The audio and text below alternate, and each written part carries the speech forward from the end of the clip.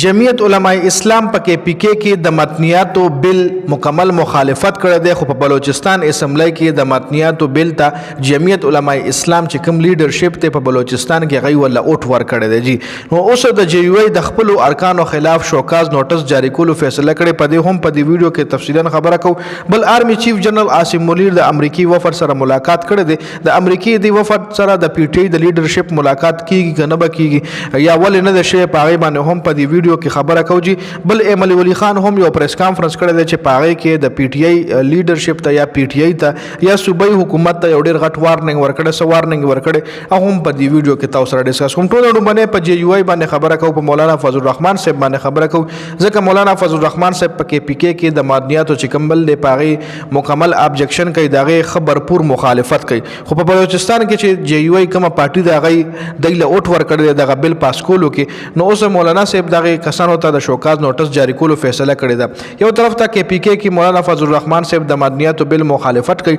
او بل طرف ته بلوچستان اسمبلی کې د JUI لیډرشپ د مدنیاتو بل پاس کولو کې ووټ پول کړی دی او دا بل په مارچ کې ایکسپټ شوی هم دی دا بل د مارچ په میاشت کې پاس شوی هم دی نو په دې خبره مولانا فضل الرحمن صاحب دغه لیډرشپ خلاف شوکاز نوټس جاری کولو فیصله کړې ده او چې تاسو ولې د دې بل حمایت کړی دی تاسو به اوس شوکاز نوټس جاری شوی دی ایو بالکل شوکاز خي چې دوی ولې د دې بل حمایت په بلوچستان اسمبلی کې کړی دی جی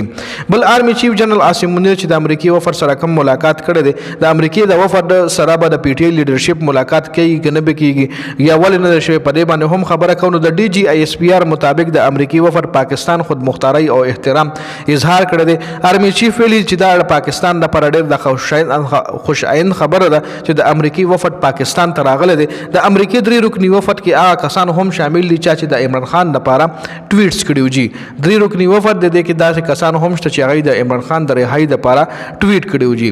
بل ایمل ولی خان د مدنیاتو بل حواله سره صوبایي حکومت ته اخرنی وارننګ ورکړی دی ایمل ولی خان د PTI ته ویلي دی چې دا کار به تاسو نه کوئ کم کار ولایت کړی دی ایمل ولی خان پریس کانفرنس کړی دی او ویلي دی چې د مدنیاتو بل حواله سره به مونږه اگاهی مهم 45 ورځې چلو په KPK کې به مونږه اگاهی مهم چلو خلک به خبرو چې مدنیاتو بل څه شي نو خبره ده چې خلک په خبر شي په جون کې به وای مونږ ویلج کونسل جولای کې به مونږ ضلعي سطح باندې احتجاج کوو او که سپتمبر پورې دا قانون ختم نشو نو بیا به ټول قوم په خبر کې भरपूर احتجاج کوو جی